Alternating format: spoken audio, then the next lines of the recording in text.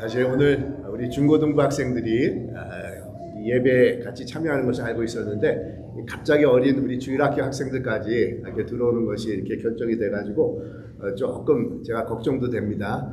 우리 어린 학생들 위해서 좀 설교를 좀 짧게 해야 되지 않을까 이런 생각이 드는데 그래서 여러분 설교가 너무 짧아서 좋았다라고 하면 저한테 감사하다고 그러지 말고 주일학교 학생들에게 고맙다라고 이렇게 전해주시기 바랍니다. 그리고 혹시 영어 트랜슬레이션이 필요하신 분들이 있으면 이어폰 끼고, there's a phone number on the bulletin. You call there, and then you are able to listen to the English translation. 우리 주님께서 오늘 우리 부활하신 날입니다. 우리 주님께서 부활하셨습니다. 우리 주님께서 정말 부활하셨습니다. 우리 이 시간에 함께 좀 인사 좀 했으면 좋겠습니다. 주님께서 부활하셨습니다. 그러면 그 얘기를 들으신 분은 주님께서 정말 부활하셨습니다. Christ is risen. He is risen indeed. 하고 우리 한번 옆에 분하고 같이 한번 인사하는 시간 갖겠습니다. 예. Can you tell each other? Christ is risen. He is risen indeed.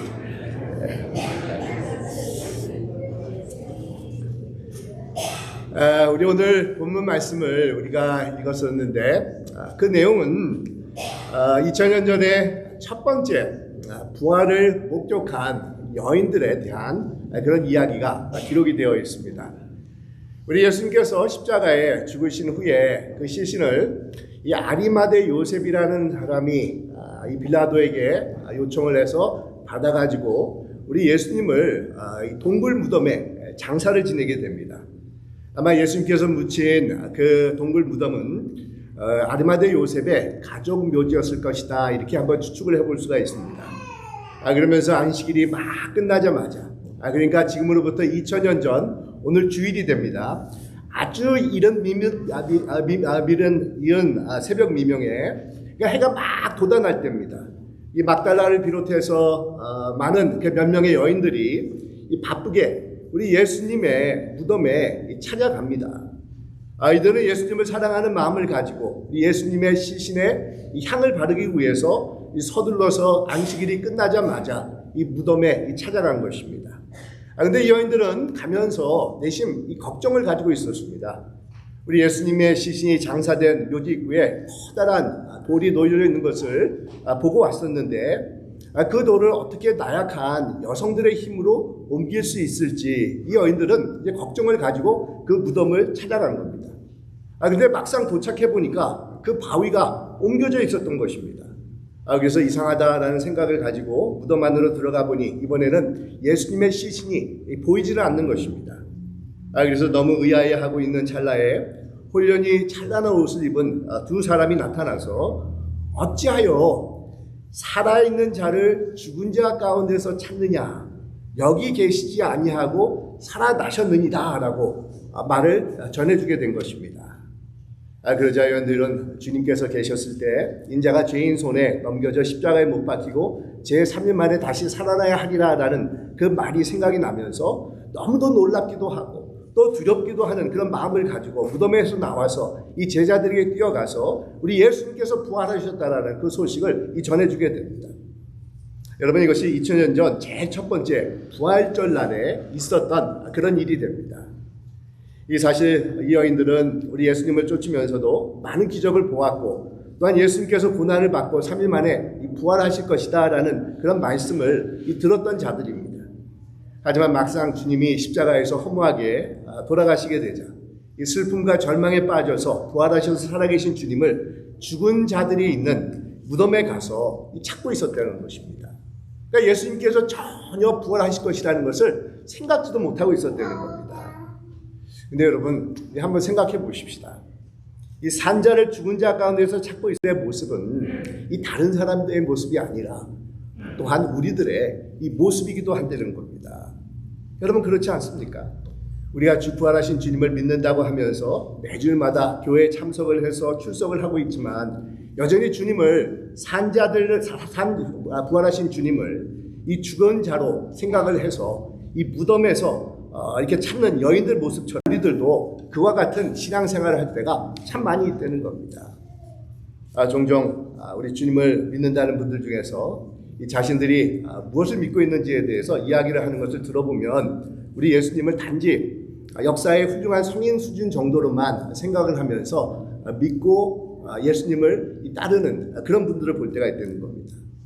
또 어떤 분들은 믿는다고 하는 것이 외롭고 의지할 데가 없어서, 아니면 교회에서 찬양 드린 것이 너무도 좋아가지고, 아니면 이민 생활에 필요한 정보를 얻을 수 있기 때문에 교회에 출석을 하고 이 주님을 믿는다라고 하는 그런 분들도 있다는 겁니다. 근데 여러분, 그런 이유가 잘못된 것은 아니지만, 만약에 그 이유가 주님을 믿는 그런 이유의 전부라고 한다고 하면은 우리는 다시 한번 우리가 가지고 있는 신앙을 만드는 겁니다. 여러분, 이런 신앙은 다른 것이 아니라 산자를 죽은 자 가운데서 찾는 이 신앙이라고 할 수가 있다는 겁니다. 우리가 믿는 이 복음의 핵심은 다른 것이 아니라 우리를 위해서 십자가에 돌아가신 예수님께서 죽으신 후에 3일 만에 다시 부활하셨습니다. 예수님께서는 무덤에 계시지 아니하고 살아나셨다는 겁니다. 그러니까 인류의 최대적인 그런 죽음을 물리치신 분이 부활하신 주님입니다라는 것을 믿는 것이 바로 이 복음이라고 말할 수가 있다는 겁니다. 우리가 반드시 붙잡고 있어야 되는 신앙의 핵심이 되는 것입니다. 여러분, 이런 복음의 진리가 우리 안에 있지 않는다고 하면 아무리 빠짐없이 우리가 교회 출석을 하고 열심히 봉사를 하고 있다 할지라도 산자를 이 죽은 자 가운데서 찾고 있는 신앙이라고 할 수가 있습니다. 우리 고린도전서 15장에 보면 이런 말씀이 있습니다. 그리스도께서 만일 다시 살지 못하셨으면 우리의 전파하는 것도 헛것이요 또 너희의 믿음도 헛것이며 또 우리가 하나님의 거짓 증인으로 발견되리라, 이렇게 말씀을 합니다. 뿐만 아니라 만일 그리스도 안에서 우리가 바라는 것이 다만 이생뿐이라고 하면 모든 사람들 가운데 우리가 더욱 불쌍한 자다, 이렇게 말씀을 하고 있습니다.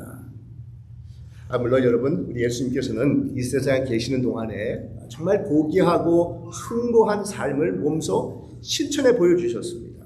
그러니까 이 세상 계시는 동안에 모든 자들은 약하고 힘이 없고 소외된 자들을 품어주시고 사랑해주시고 겸손과 섬김의 아름다운 본을 보여주셨던 분이 우리 예수님이십니다. 하지만 우리 예수님은 단지 이런 훌륭한 인품을 가지고 사랑을 실천하면서 이 세상을 사셨던 분이 아니라는 겁니다. 우리 예수님께서는 우리의 죄를 위해 십자가에 죽으셨다가 3일 만에 부활하셔서 지금도 우리를 떠나지 않고 함께 하시는 살아계신 하나님의 아들이 되신다는 겁니다. 우리의 구세주가 되어주신다는 겁니다. 그러니까 역사적으로만 존재하셨던 분이 예수님이 아니시라는 겁니다. 그러니까 하나의 연구 대상으로 생각을 해서 그의 삶과 사상을 탐구하고 배워야만 하는 그런 분이 아니라는 겁니다.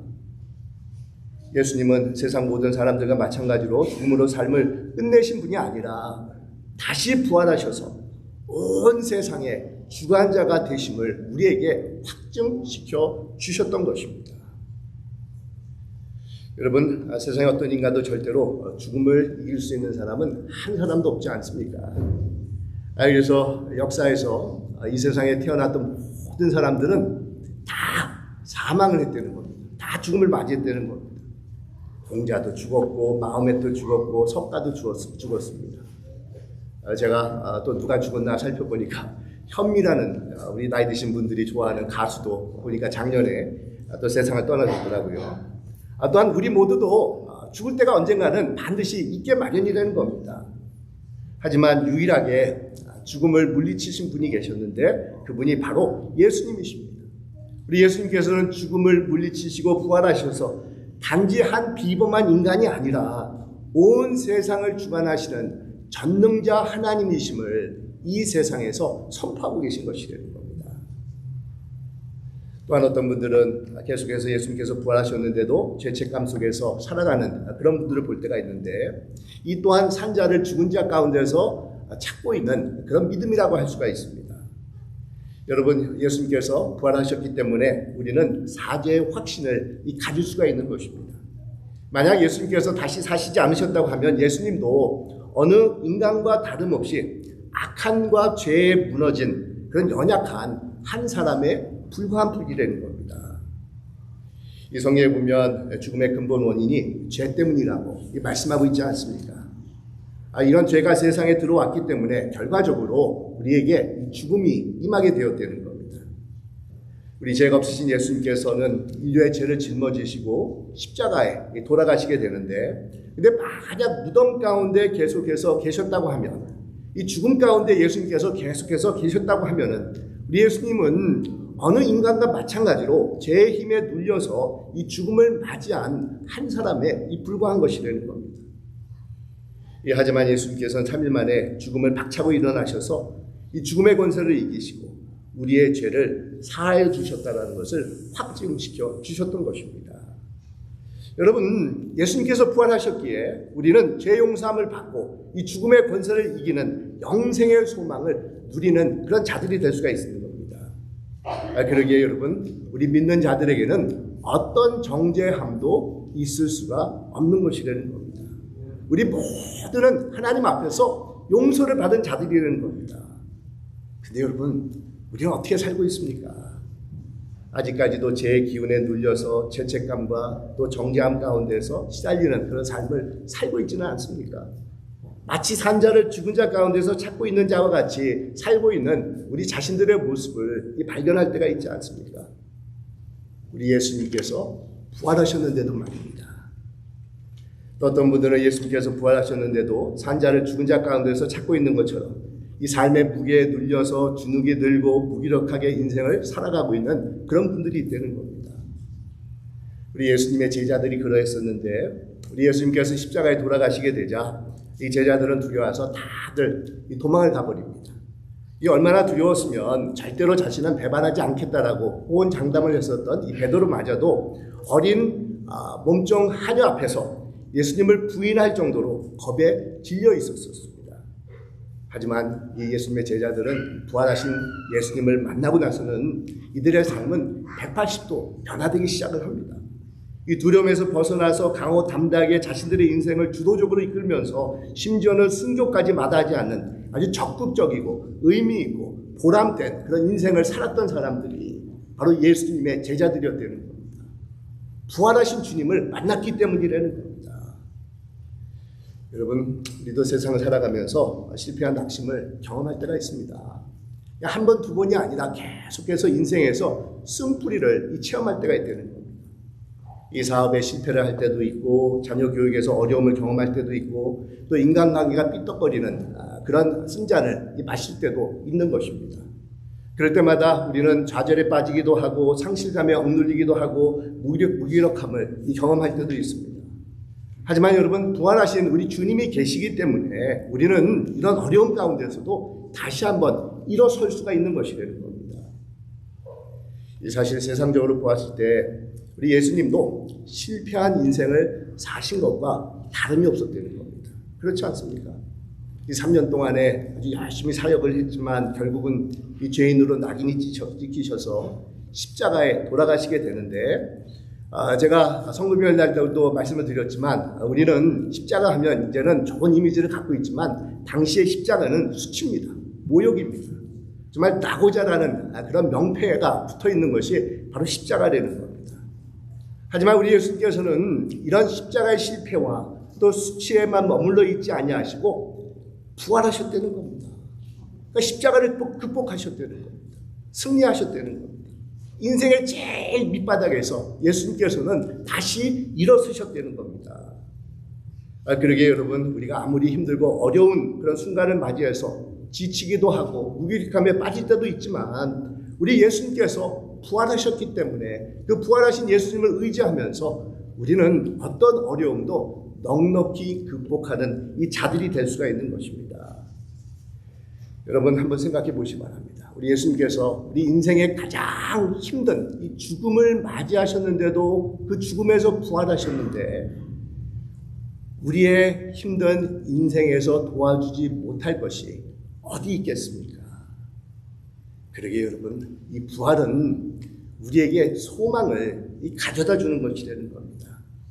주님께서는 그 모진 십자가라는 그런 힘든 상황을 이기시고 부활하셨는데 도와주지 못할 그런 사람이 어디 있겠습니까?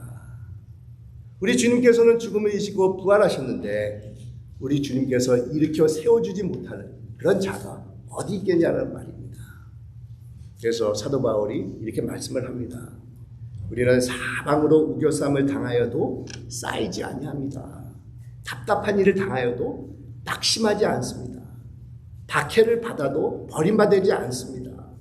거꾸로 트림을 당할 때도 있지만 우리는 절망하는 자들이 아닙니다. 왜 그렇습니까? 부활하신 주님이 우리를 도와주시기 때문이 되는 겁니다. 그러게 여러분, 우리는 인생의 나부자로 더 이상 살 필요가 없는 것입니다. 슬픔과 비통함 가운데 억눌려서 살 필요도 없다는 겁니다. 우리 주님께서 부활하셨기 때문이 되는 겁니다. 우리 주님께서는 우리를 다시 한번 일으켜 세워주시고 평강과 용기와 능력을 공급해 주실 수 있는 분이시라는 겁니다. 부활하신 우리 주님은 심한 자책감에 괴로워하고 있었던 베드로를 찾아가셔서 그를 일으켜 세워주시고 또 사명을 감당할 수 있는 능력을 베풀어 주셨습니다. 뿐만 아니라 믿는 자들을 핍박했었던 바울을 우리 부활하신 주님께서 나타나셔서 그를 변화시켜 주시자 바울은 땅까지 이르러 복음을 증거하는 그런 놀라운 복음자로 이 변화가 됩니다. 이 방탕하던 어거스틴은 이 부활주일 아침에 우리 주님의 음성을 듣고 거듭나서 정말 새로운 그런 인생을 출발할 수가 있었다는 겁니다. 사랑하는 여러분 어떻습니까? 우리 주님께서는 부활하셨는데도 불구하고 계속해서 살아있는 주님을 죽은 자 가운데서 찾고 있는 그런 신앙을 가지고 있을 때가 있지 않습니까? 여러분, 우리 주님께서는 죽음의 역사를 이기실 정도로 하나님의 놀라운 능력을 가지신 분이신데 왜 살아있는 주님을 죽은 자 가운데서 찾고 있습니까? 우리 주님은 지금 무덤에 계시지 않냐고 살아나셔서 온 세상에 이 주관자가 되시는 분이십니다. 오늘 부활주의를 맞이해서 다시 한번 우리 주님의 능력을 의지하며 정말 살아가겠다라는 굳센 결단을 가지고 주님과 함께 동행하는 귀한 삶을 살아가시는 여러분이 되시기를 주의 이름으로 축원드립니다. 기도하겠습니다.